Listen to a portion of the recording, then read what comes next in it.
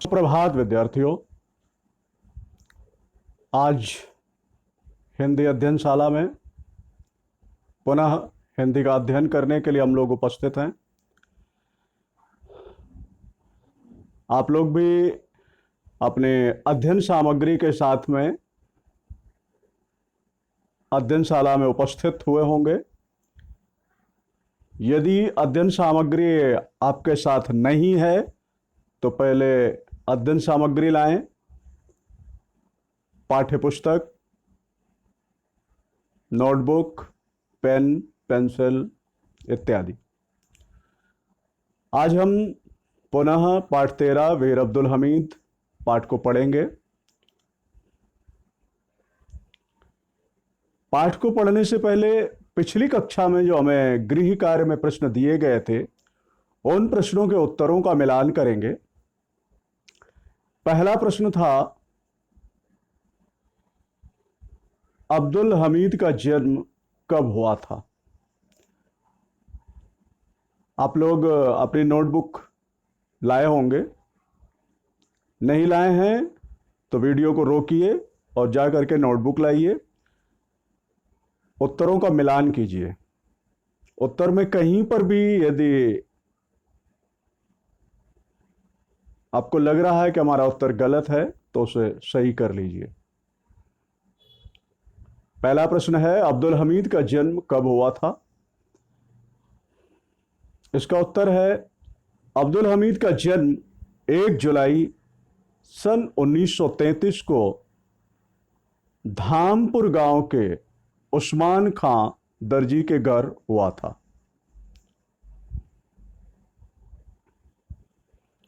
दूसरा प्रश्न, अब्दुल हमीद की दादी उसे क्या बनने को कहती थी? इसका उत्तर है, अब्दुल हमीद की दादी उसे पिता की तरह कपड़ा सिलने वाला बनने को कहती थी। अब्दुल हमीद की दादी हमेशा उससे कहती थी कि तू भी अपने पिता की तरह सिलाई मशीन चला और गांव में रहकर कपड़े सिल। तीसरा प्रश्न, अब्दुल हमीद के पिता क्या देखकर फूले नहीं समाते थे? अब्दुल हमीद के पिता खेल में अपने बेटे की फुर्ती और कलाबाजी देखकर फूले नहीं समाते थे।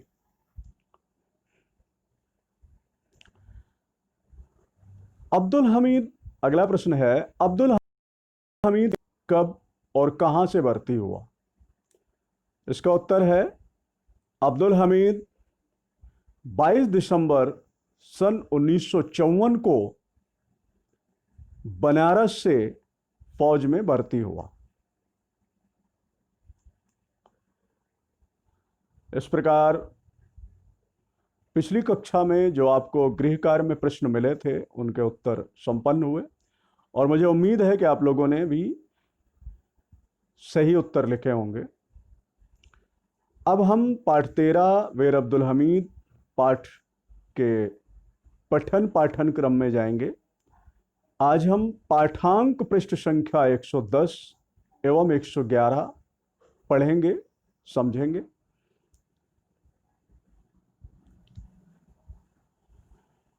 पाठांक क्रम में जाने से पहले चित्र के माध्यम से वीर अब्दुल हमीद जी को स्मरण करेंगे और उन्हें उनके शौर्य के लिए, उनके बलिदान के लिए श्रद्धांजलि अर्पित करेंगे।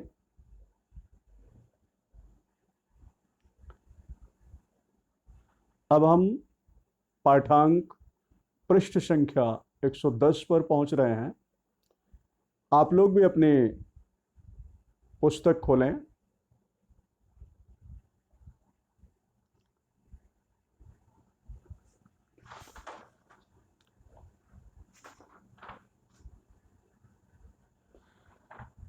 पृष्ठ संख्या 109 में एक अधूरा वाक्य था जिसे हम यहां पूरा करेंगे। हमीद अपने साथियों को भी, यह वाक्य पृष्ठ संख्या 109 से शुरू हो रहा है, हमीद अपने साथियों को भी लाठी सिखाता। हमीद अपने साथियों को भी लाठी सिखाता। निशाना लगाने में तो उसे कमाल हासिल था। वह उड़ती चिड़िया को भी आसानी से मार गिराता। उसके सभी साथी उसकी फुर्ती, बहादुरी और सधे निशाने की तारीफ करते। हमीद अपनी दोस्ताना शख्सियत से अपने साथियों का मन मोह लेता। क्या होता था, परेड के मैदान से निकलकर जो उनको परेड सिखाने वाले हवलदार थे, वह अब्दुल हमीद से लाठी चलाना सीखते थे। अब्दुल हमीद अपने साथियों को, जो उसके साथ में परेड करने वाले साथी थे, उनको भी वह लाठी चलाना सिखाता था। निशाना लगाने में तो उससे कमाल हासिल था, यानी कमाल का निशानेबाज था। उड़ती चिड़िया को भी आसानी से मार गिराता था। आसमान में चिड़िया उड़ रही है, उसे भी वो मार गिराता था। उसके साथ ही उसकी बहादुरी, उसकी फुर्ती, उसके सधे निशाने की तारीफ करते थे। और हमीद अपनी दोस्ताना शख्सियत, यानी सभी से दोस्ती का भाव रखने के कारण अपने साथियों का मन मोह लेता था। सभी से दोस्ती का भाव रखना यह उसके व्यक्तित्व की प्रमुख पहचान थी। अब्दुल हमीद को अपना रणकौशल दिखाने का जल्द ही मौका मिल गया। सन 1962 में हमारे देश पर चीन का हमला हुआ। सबको पता चला कि हमारे जवानों का एक जत्था चीनी घेरे में है। उसमें हमीद भी था। लोगों को उसकी शक्ति और अदम्य साहस का ज्ञान न था। यह उसकी पहली परीक्षा थी। वह मौत और शिकस्त से मुकाबला कर रहा था। साथी एक एक करके कम होते जा रहे थे। बदन से खून के फव्वारे छूट रहे थे, पर मन में कोई कमजोरी नहीं थी। उसे परिवार की कोई चिंता ना सताती थी, क्योंकि वह तो सिर्फ हिंदुस्तानी सैनिक था। वह बहादुरी की परंपरा का प्रतीक था। उसकी मशीन गन आग उगल रही थी। उसके गोले खत्म हो रहे थे। ऐसे में उसने मैदान छोड़कर दूसरे मैदान से लड़ने का फैसला किया। उसने मशीन गन को तोड़ डाला और बर्फीली पहाड़ियों में एक साए की तरह गया। क्या था, बताया जा रहा है कि अब्दुल हमीद को बहुत जल्द अपना रण कौशल, यानी युद्ध कला दिखाने का, युद्ध की कुशलता दिखाने का बहुत जल्द मौका मिल गया। क्यों? सन 1962 में ही हमारे देश भारत पर चीन ने हमला कर दिया। अभी अब्दुल हमीद फौज में कब भर्ती हुआ था? सन 1954 में। और 1962 में चीन का हमला हो गया। अब्दुल हमीद को अपने युद्ध कला, युद्ध कुशलता दिखाने का मौका मिल गया। सबको यह पता चला कि हमारे जवानों का एक जत्था, एक समूह चीनी सैनिकों के घेरे में है। चीनी सैनिकों ने हमारे देश के कुछ जवानों को घेर लिया है। उस जत्थे में, उस सैनिकों के समूह में हमीद भी था। लोगों को उसकी शक्ति का ज्ञान नहीं था, उसके शक्ति और साहस का ज्ञान नहीं था। यह उसकी पहली परीक्षा थी। वह मौत और शिकस्त से मुकाबला कर रहा था। यानी अदम्य साहस का परिचय देते हुए अब्दुल हमीद चीनी सैनिकों से लड़ रहा था। उसके समूह के जितने भी साथी थे, जितने भी सिपाही और थे और दूसरे सिपाही, सब एक एक कर कम हो रहे थे, साथी एक एक करके कम होते जा रहे थे। मतलब एक एक करके उसके सैनिक, जो सहयोगी सैनिक थे, साथी सैनिक थे, वो मृत्यु को प्राप्त हो रहे थे। उसके भी शरीर से खून के फव्वारे छूट रहे थे, परंतु उसके मन में किसी प्रकार की कमजोरी नहीं थी। शरीर लहूलुहान था, फिर भी वह, उसके हृदय में साहस मजबूती से बना हुआ था। इस समय उसे अपने परिवार की भी कोई चिंता नहीं थी, क्योंकि इस समय वह सिर्फ हिंदुस्तानी फौज का सैनिक था, और हिंदुस्तानी सैनिक की अपनी बहादुरी की परंपरा का प्रतीक होता है। इसी प्रकार अब्दुल हमीद भी था। उसकी मशीन गन आग उगल रही थी, मतलब उसकी मशीन गन जो उसके पास थी, उससे बराबर गोलियां निकल रही थी। बताया जा रहा उसके गोले खत्म हो रहे थे, उनके पास जो गोला बारूद था वो खत्म हो रहा था। अब जब गोला बारूद खत्म हो रहा है तो साथी भी खत्म हो गए। इस स्थिति में कैसे एक ही मोर्चे पर रोका जा सकता है? तो उसने फैसला किया कि मैं इस स्थान को छोड़कर दूसरे मैदान से लड़ूं, जा करके अपने दूसरे साथियों की सहायता करूं। और उसने अपनी मशीन गन को तोड़ डाला, बर्फीली पहाड़ियों में एक साए की तरह, परछाई की तरह आगे बढ़ गया। वह ककरीली पथरीली जमीन पर जंगल और झाड़ियों के बीच भूखा प्यासा चलता रहा। तब उसे एक बस्ती दिखाई दी। वह कुछ देर के लिए सुकून में आया, मगर बस्ती में दाखिल होते ही बेहोश हो गया।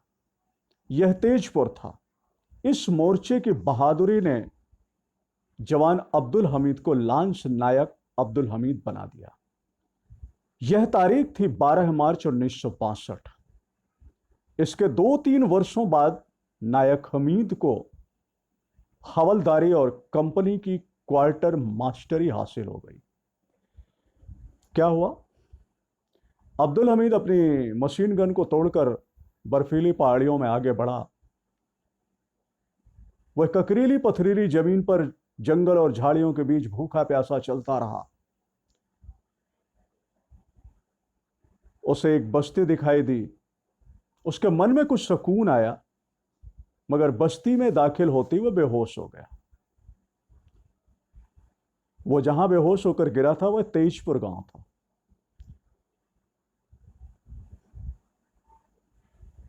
उसे इस मोर्चे की बहादुरी ने जवान अब्दुल हमीद को, यानी अभी वो सामान्य सैनिक था, और इस मोर्चे की बहादुरी से उसे लांस नायक बना दिया गया। लांस नायक अब्दुल हमीद 12 मार्च 1962 को, कहने का मतलब उसका पदोन्नति हो गई उसकी।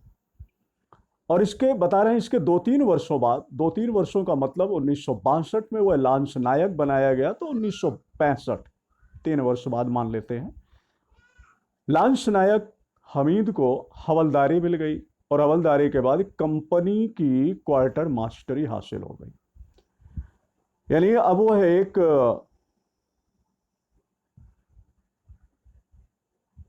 कुछ सैनिकों के समूह का नायक हो गया। जब सन 1965 में पाकिस्तान ने भारत पर हमला किया तो अब्दुल हमीद का खून खौल उठा। शायद पाकिस्तान यह समझता था कि भारत के मुसलमान पाकिस्तानी आक्रमणकारियों का खुला विरोध नहीं करेंगे, लेकिन उनका यह समझना कोरा भ्रम था। अब्दुल हमीद की कुर्बानी ने यह सिद्ध कर दिया कि भारतीय मुसलमानों के लिए देश पहले है और धर्म बाद में। 1965 में क्या हुआ? पाकिस्तान ने भारत पर हमला कर दिया। अब हमले की यह खबर सुनकर के अब्दुल हमीद का खून खौल उठा। शायद पाकिस्तान ये समझ रहा था कि भारतीय सेना में जो मुसलमान सैनिक हैं वह पाकिस्तानी आक्रमणकारियों का खुला विरोध नहीं करेंगे, परंतु उनका यह समझना कोरा भ्रम था, केवल एक संदेह था। अब्दुल हमीद की कुर्बानी ने यह सिद्ध कर दिया कि भारतीय मुसलमान के लिए देश पहले है और धर्म बाद में।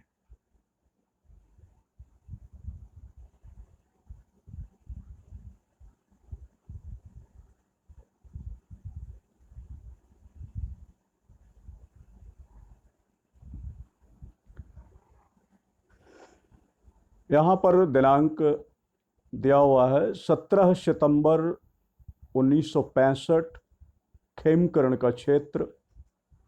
इसको सही कर लीजिए, 10 सितंबर 1965 खेमकरण का क्षेत्र, घमासान लड़ाई छिड़ी हुई थी। घमासान लड़ाई मतलब भयानक युद्ध चल रहा था। कब? 10 सितंबर 1965 को। कहां पर? खेमकरण के मैदान में। पाकिस्तान को अपने मंगनी के पैटर्न टैंकों पर बड़ा नाज था। इन दैत्याकार फौलादी टैंकों द्वारा सब कुछ रौंदते हुए भारतीय सीमा में घुसते आने का हौसला बुलंदी पर था, पर यह हौसला भारतीय वीरों के सामने परास्त होता गया। यहां एक मोर्चे पर हमीद ने अपने साथियों को ललकारा, आगे बढ़ो, और वह खुद आगे बढ़ा।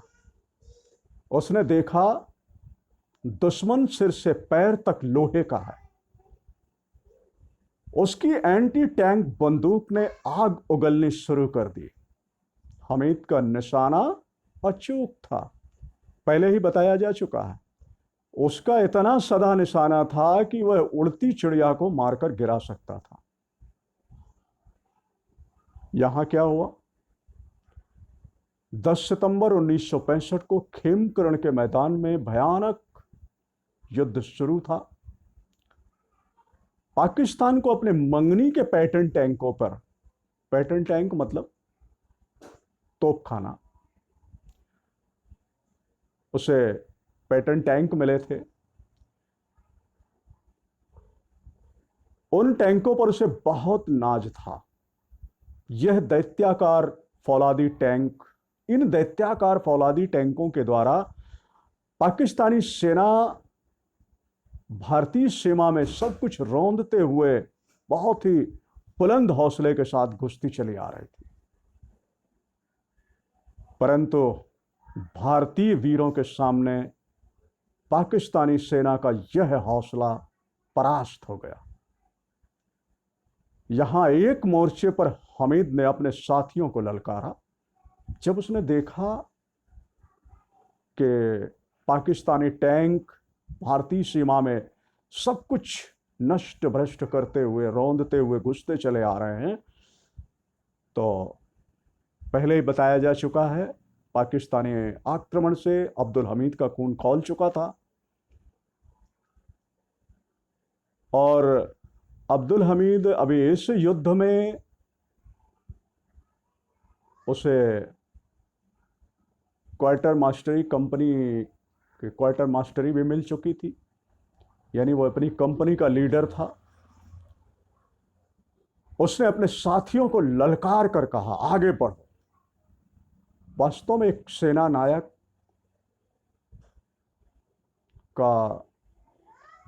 नायक की जो भूमिका होती है, विषम परिस्थितियों में संपूर्ण साहस के साथ कार्य करने की, अपने साथियों में साहस भरने की, और जो वह अपने साथियों से चाहता है उसे खुद करने की क्षमता किसी भी सेना नायक को श्रेष्ठ बनाती है। अब्दुल हमीद ने अपने साथियों को तो ललकारा कि आगे बढ़ो, और खुद भी आगे बढ़ा। वह भी आगे बढ़ा। उसने देखा दुश्मन सिर से पैर तक लोहे का। तोप कैसी होती है? पूरा लोहे का बना हुआ पूरा बॉक्स रहता है। जो सब कुछ तोड़ता फोड़ता पहाड़ी समतल एरिया में आराम से चलता हुआ, गोले बरसाता हुआ, आग उगलता हुआ चला आएगा। फिर भी इस बात का अब्दुल हमीद को जरा भी भय नहीं था।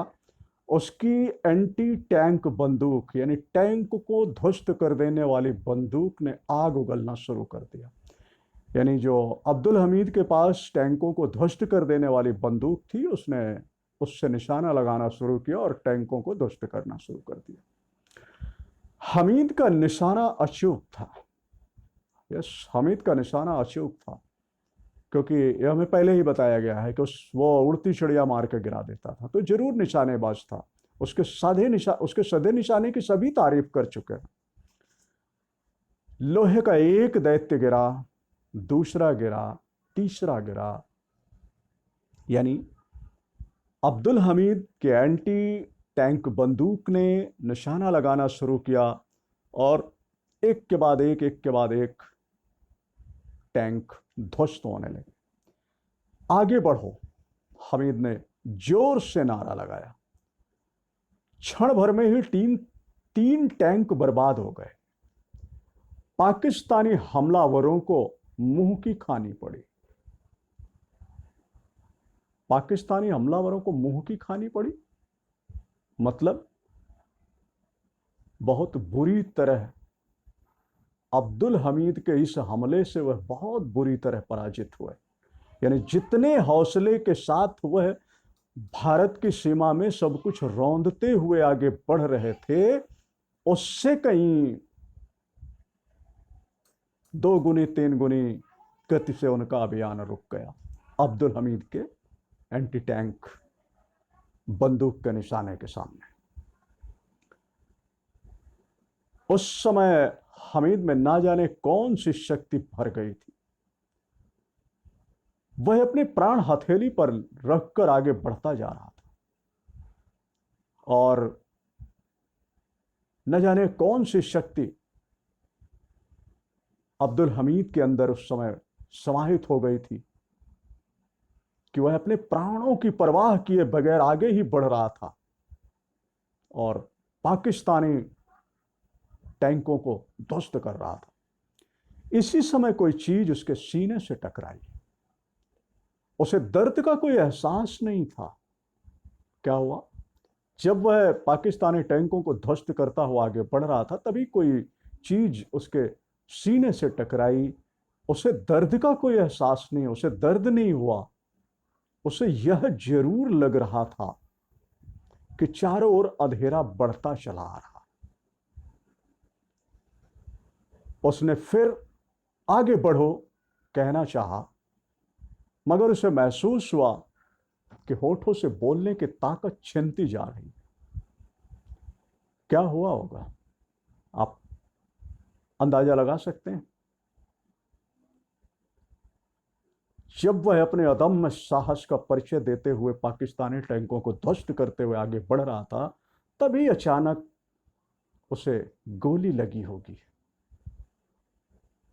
उसे जुनून में, जोश में दर्द का एहसास नहीं हुआ होगा, लेकिन गोली का असर हुआ।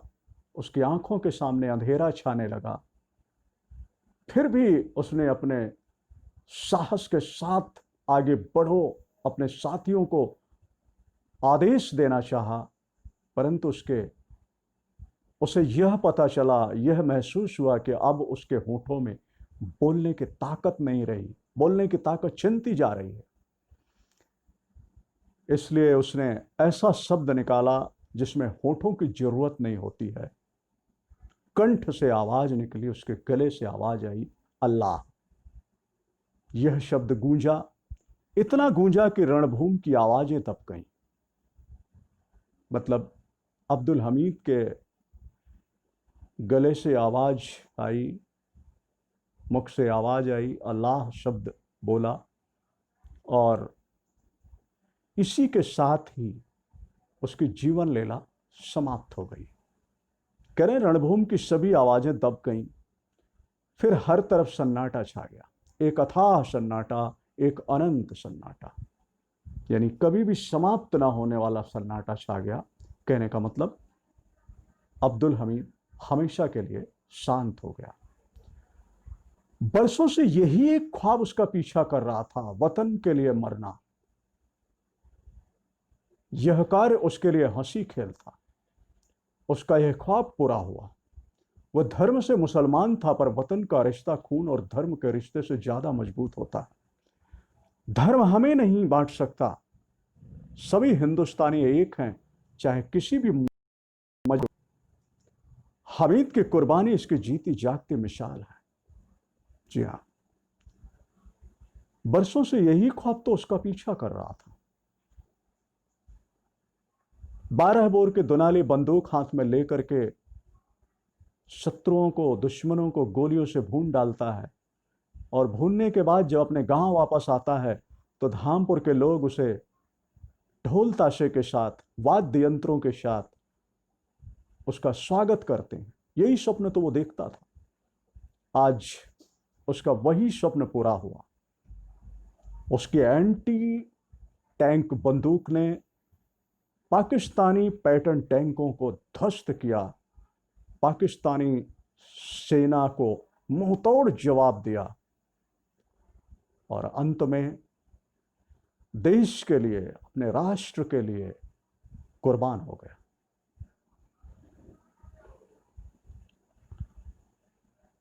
अब्दुल हमीद जैसे वीर, देश पर मर मिटने वाले बहादुर, बलिदानी बार बार नहीं आते। ऐसे वीरों के सामने हमारा सिर श्रद्धा से झुक जाता है। इन्हीं वीरों की वजह से,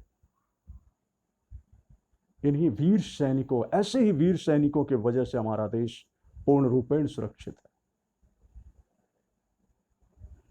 ठीक है, इसी के साथ पाठ 13 का पठन पाठन क्रम भी समाप्त होता है।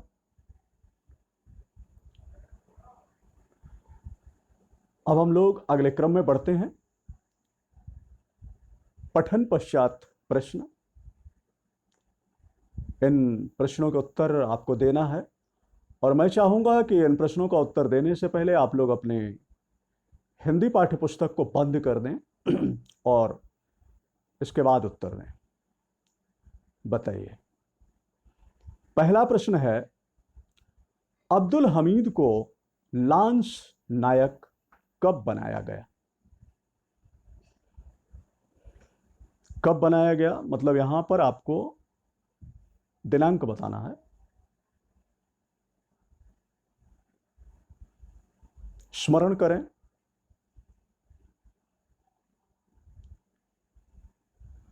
किस स्थिति के बाद उसे लांस नायक बनाया गया था, यह भी बताया जा सकता है। स्मरण कर लिया होगा। अब्दुल हमीद को लांस नायक 12 मार्च 1962 को बनाया गया था, जब चीनी सैनिकों के साथ उसका युद्ध हुआ था। उस युद्ध में अपने पराक्रम को दिखाने के कारण उसका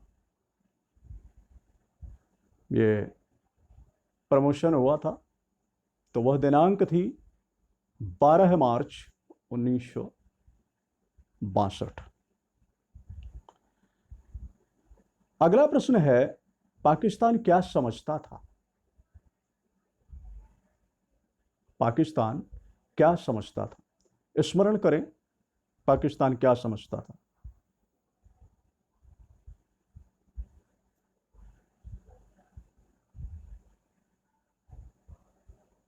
स्मरण कर लिया होगा तो अब मिलान करें। पाकिस्तान समझता था भारत के मुसलमान पाकिस्तानी आक्रमणकारियों का खुला विरोध नहीं करेंगे। पाकिस्तान क्या समझता था? पाकिस्तान समझता था कि भारत के मुसलमान पाकिस्तानी आक्रमणकारियों का खुला विरोध नहीं करेंगे।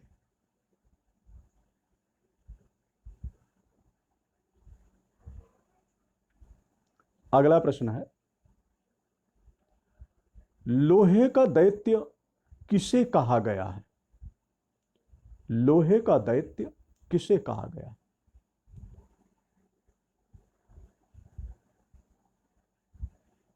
पाकिस्तानी टैंकों को या पाकिस्तानी पैंटन टैंकों को लोहे का दैत्य कहा गया है। अगला प्रश्न है, मुझे लगता है यह प्रश्न आप लोगों को कठिन लग सकता है, लेकिन आप लोग लेखक परिचय लिख चुके हैं, पढ़ा होगा, तो कठिन नहीं लगना चाहिए। पाठ के लेखक, सबसे पहले पाठ के लेखक का नाम क्या है? अगर आपका उत्तर है डॉक्टर राही मासूम रजा तो सही है। अब अगला प्रश्न है इसी में, पाठ के लेखक डॉक्टर राही मासूम रजा जी का निधन कब हुआ? निधन का मतलब होता है मृत्यु। तो पाठ के लेखक डॉक्टर राही मासूम रजा जी का निधन कब हुआ?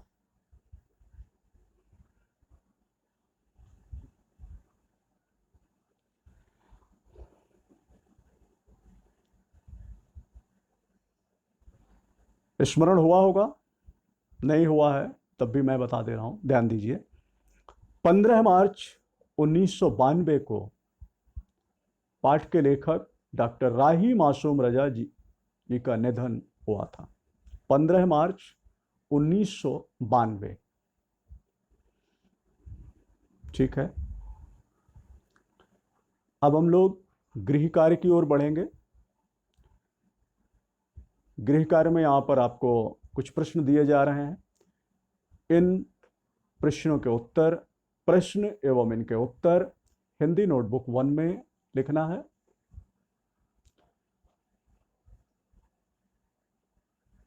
प्रश्न है, सन 1962 में हमारे देश पर किसने हमला किया था?